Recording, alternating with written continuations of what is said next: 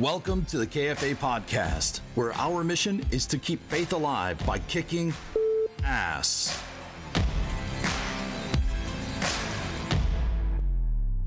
Sweet. Well, man, this is quite the surreal, epic experience and moment for us right now. Man, like we're so brand new at this, and you guys are the first you are the first speaker we've ever paid. Really? Yeah. So Nice. we kind of skipped a few steps. I You feel didn't like pay Pineda? Well, no, they're getting compensated for sure. No, I'm Okay. just saying, As long like as I get we compensated locked you more. in first, and we built the event around you. So Nice. I'm just saying though, like, man, it's been quite the crazy, Congrats on fast pulling it off, man. experience for Doing us. these and events are I appreciate that. crazy, you know, Yeah. and they're community first more than anything. Like, it's an investment back into the community. It's advertising, marketing. It's that push pull that we talk about all the time, back into the people, back into the community. And you just want everyone in that room, when they think about what you guys do, they think you. Right. And they're going to say, oh, where was that last time I had an emotional moment? Oh, it was at that event. Oh, it was. And that's how it works. Like, it's why we do events all the time. And you're always like, is it worth it? Should I do it? Should I spend this money? How much is it going to cost? Oh my God. But what you're trying to do is create, authentic emotional moments. It's like Disney World, it's, Universal Studio. People go and they spend all that money and they stand in line because it's always a core memory. Unless you go every single day, for the most part, people don't actually forget that time they went and had that smile, and they felt that joy. And so I think if you can pull off joy today, sprinkled with a little learning on top of it, like that's the sauce, then you've crushed it, and people will remember that and they'll pay you back. Yeah. Yeah. It's one of those things that's really hard to quantify, like the return on investment. Cause it when you're cutting that initial, those checks and the like you're saying, it can get real expensive, and it's not like buying Zillow leads or something that you can kind of start to estimate and calculate. Well, I don't know who's going to buy Zillow leads anymore. The world is changing for Totally. real estate agents. So I think that's a totally different conversation. But I think that, the way we look at events too is, you have a annual marketing budget, let's say, and your events are a part of that budget, right? You're assigning some sort of ROI to that marketing, sure, which typically is on like that, that y-axis of watching your revenue and your market share grow. Sometimes market share grows before revenue grows because it's expensive to grow the market share. Sometimes you're growing revenue and you're not yet growing market share, but you're just doubling down on the market that you're in, which might be what you're doing here today. Totally. But I think if you're at a better place in a year from today than you are today, you might not be able to say, it's because of that event. But I think you can feel pretty comfortable and know that the event was a part of it. Totally. And it's brand awareness. That's what we're talking about today, right? Yeah, and that's been one of the coolest aspects, and that is why we reached out to you initially, because not only because of how strongly we feel about branding being the way of the future agent, and how much you love me. Yeah. Well, it also further adds credibility, because every speaker here today that's touching on branding is talking about what we just did in front of their eyes, and so that's been really cool for us to kind of have you guys talk about that story and the importance, and then they can see that, like, what does Ed Milet say? Best lessons are caught, not taught. And so with the event thing, that obviously is a huge, scary step that, for us took a lot of courage to start working into. I will be honest, last year was more scary just the first time than this one, even though it's a big jump. But in your life right now, is there anything that you're still like scared of, and also that you want to achieve, you want to have happen before you leave this earth, that you are scared or you haven't, been necessarily super keen on going after yet? I mean, I think there's a small chance that I could get hit by a bus every single day. Sure. Like, I live in New York City. I look at my phone while I cross the road like an idiot. Like, there's like a small chance, that could happen. Knock on wood. I'm always pushing myself to be 50% afraid and 50% excited. I never want to be 100% bored or 50% bored. I never want to be 70% complacent. I don't want to be comfortable, because you're never actually going to be comfortable, right? You're going to be comfortable today. And I think the mistake a lot of people make, that I've seen and I made too, is you end up making decisions for the now instead of the later, right? You end up giving up what you want most for what you want right now. Yeah. Right? It's like it's like diets, you know, it's like you want to be skinnier, you want to be healthier, you don't want to die early from diabetes, but Oreos are fucking good, you know, like you really like McDonald's, and it's for the right now. And people do that with their whole lives. They do that with the spouse they choose. They do that with the job they choose. They do that with the career and the way that they operate their life every day, because it's actually easier to do in action. You know, it's easier to just do what you're used to and to be comfortable. So I try to push myself to be 50% afraid and 50% excited every day. And, you know, when I'll talk about this later, but like, you know, when I started, I was like hand model / realtor, you know, and now I try to operate far more like a CEO. You know, I run businesses. I now have people that depend on me. I have payroll now. No one that works for me has a name. I don't know anything about them. I just know them as $70,000 plus benefits, you know? And I'm like, how are you? How was your Sunday? 70,000 plus benefits, right? Plus Metro card, or whatever. You know, I just try to make sure that whatever we're doing is making a difference. Because if we're not making a difference, then what's the point? Right. So what are you scared of now? Oh, that was your question. Yeah. I'm scared, dude. I'm scared like a little bit every day. Like we're opening new markets on the brokerage side. Like I've never done that before, you know, and it's what markets? Like we just opened Orlando. I'd been to Orlando once in my life. You know, we're opening, you know, Georgia, starting in Savannah and then working our way down. That's new for us. And then I'll start moving west, like the Oregon Trail. And, you know, we you know, just launched, we took our education business that we had, that's great, like status quo, super comfortable for 5 years, sell it like Serhant based on the book and the TV show. And it was like, you know what, let's push this a little bit further. Let's go sellit.com. Drop the Serhant, let's go sellit.com. And let's start pushing to businesses. Like, so that was your attempt to go a little bit wider and not just... Yeah, we had already gone wider, but we had so much real estate content. We had so many, we had people joining like in India who sell surgical centers in Mumbai, you know? And we were like, why are you here? What are you doing here? And they were like, where else do we go? Like, okay, I guess so. Yeah, just because we try to push ourselves to where we want to go. The best piece of advice I ever got before Millionaire Listing ever started was this guy named Richard Rubenstein. Was a big PR guy, like classic. Like if you watch the movie Wall Street and there was a PR guy on that movie, like that would be that guy. And he's like, if you think you're going hard, you're not going hard enough. And he said, you're going to film this thing for a year. They're going to edit it for a year. It's going to come out in 2 years. So anything you put yourself out there doing, make sure you're putting yourself out there as the person you want to be 2 years from today. That was him talking about shooting a TV show, about shooting Millionaire Listing. And I've never forgotten that. And that's how I shoot those shows. That's how I write books. That's how I do all of our content now. Like we created we have a tech product called Simple for our agents that totally redefines the way that they work and has now become, you know, people now join the company, I think actually more for Simple than they do for me, which is great. That's also really a little bruised to my ego, but it's okay because it's all me. Sure. And they, you know, it's like, it's wild to watch that happen, but it's also nervous and it scares me every day because no one knows me for building tech. Like I start talking about AI and everyone's like, no, just take your pants off and sell an apartment. You know, like that's what we know you for. I think everything makes me a little bit scared all the time. I don't know. But you got to do what's best for you. You know, you got to trust the person in the mirror because even your shadow leaves you when it's dark. Were you scared when you started the TV show? Because Millionaire Listing, the first one? Yeah, and how I know a little bit of the story, you know, of how you were able to land that and get in, but I mean, that would terrify me. I mean, I know you had the experience, or you know, in acting a little bit, but I had a little bit of experience. I was a bit like shell shocked when they went with me, right? Because there's 80,000 realtors in New York City. Like it's a lot on an island, you know, and most of them were better than me at that time. But apparently not all of them were great on camera. And that's a big thing for TV. Sure. Like you see all these shows out there now, like you're like, oh, that person's not great at what they do, but they're good on camera. Yeah. And what you're really watching is a TV show, right? So I knew how to do that. And that was pretty terrifying to figure it out. That was a stressful first year. You know, really, like I was so brand new to the business and trying to just wing it and figure it out while also having a camera in my face for a year. Like imagine if there was a camera in your face while you're at work for a year. I can't. Today's overwhelming.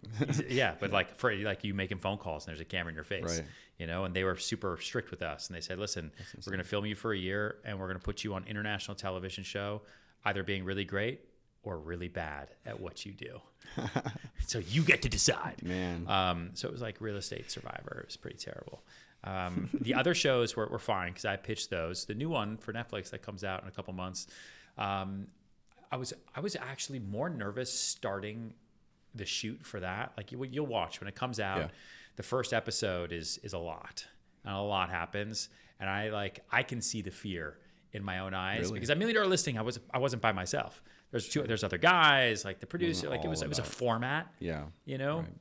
Like this, we're sitting here together. It's us together. Like we're kind of a format here.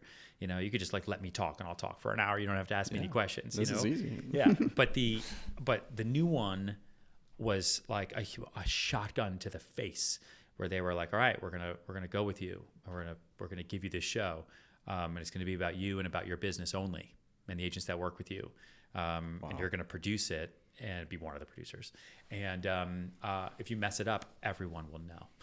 It's so like putting wagering your brand it's so on the expensive table. to make. You talk, today's expensive. Yeah, you know what I mean. Like There's making those levels. shows, dude. Making those shows is it's like $100,000 a day. For like reality, which is nuts. So, and it's a process, and you don't want to screw it up. You don't want to make mistakes. You don't want to mess it up, and you always feel like you have one shot. Yeah. And I've always tried to operate my life like, like every day is day one. Every day is page one. I have a group chat with a bunch of guys that are all kind of CEOs and founders of different companies, most of which are way cooler than me. But it's called page one. Like, you can name it. Yeah, it's like a photo of a book. And it's called page one because they all operate like every day.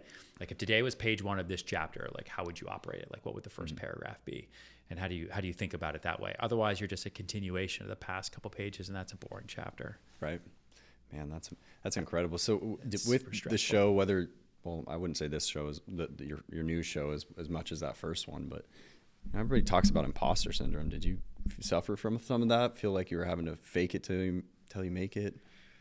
Yeah, I never faked it till I made it. Because I wasn't as good of a liar as most people. Yeah.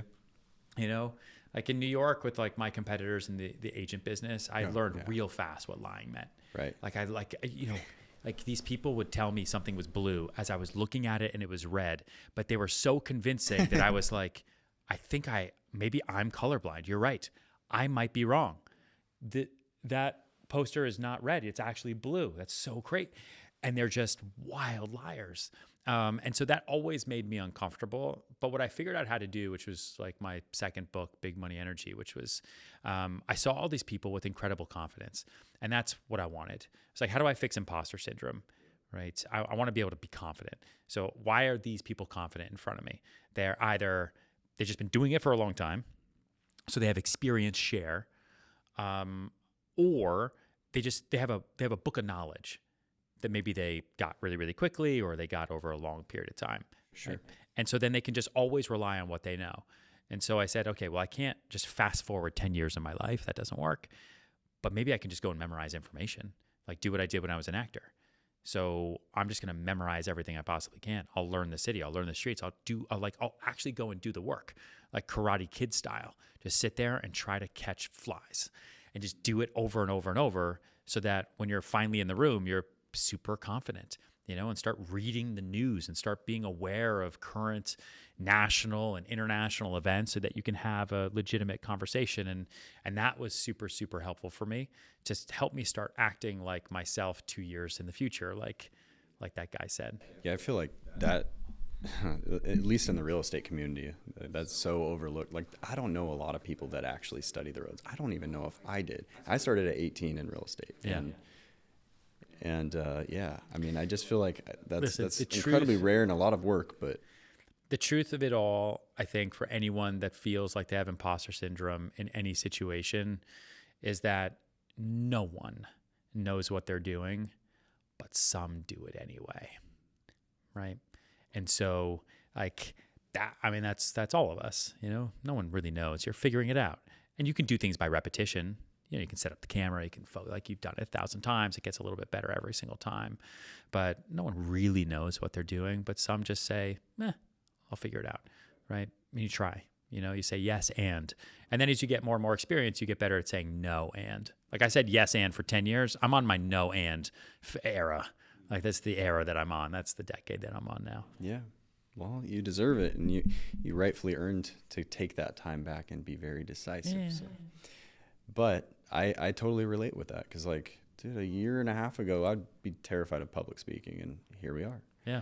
It's and being on the other side of that is probably the most incredible feeling. Just realizing that this blossoming of who you never even thought you were. Yeah. As long as you go to the bathroom before you get on stage, you're good. Sure. Yeah. Is there a moment in your life that was like that? Like a huge thing that you overcome, or you stared it in the face and you moved through it anyways? I don't know. I think starting our own company, and getting hit by COVID at the same exact time was like something I thought about doing for a long time, was starting Serhant. I didn't know I was going to call it Serhant. I thought I'd give it like a real name and not have to name it after me. But I started thinking about doing that in like 2017, seriously in 2018, and then 19. I was like, okay, so I live my life, 1 year at a time, right? Those are going back to like the book, right? Every year is a chapter. Okay.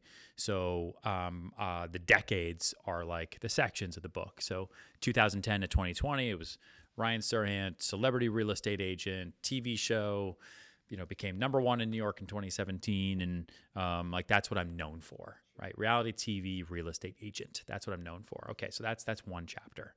That's one section. Okay. So what's the next section going to be?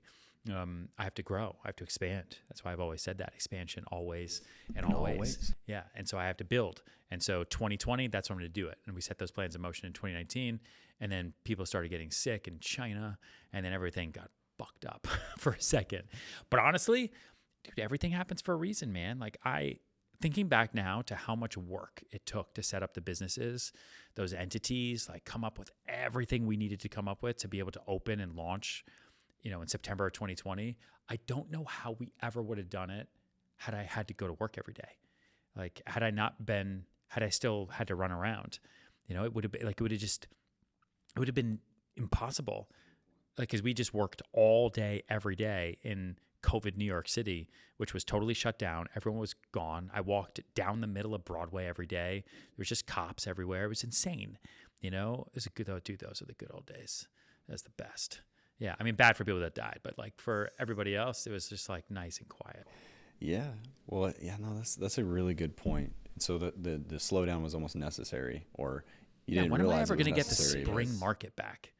Like, when is the whole world is going to pause so that we can go start something, you know? And then interest rates are going to hit next to nothing. Yeah, it was great. It was a great time. And then the market obviously kickstarted and kind of really, really helped us that way. But every deal we had died in 2020.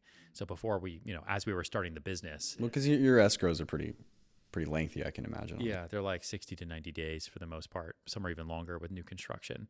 But people were litigating to get out of every deal possible. I mean, the New York Times even said, like, New York City's dead. Get out, right? It's over.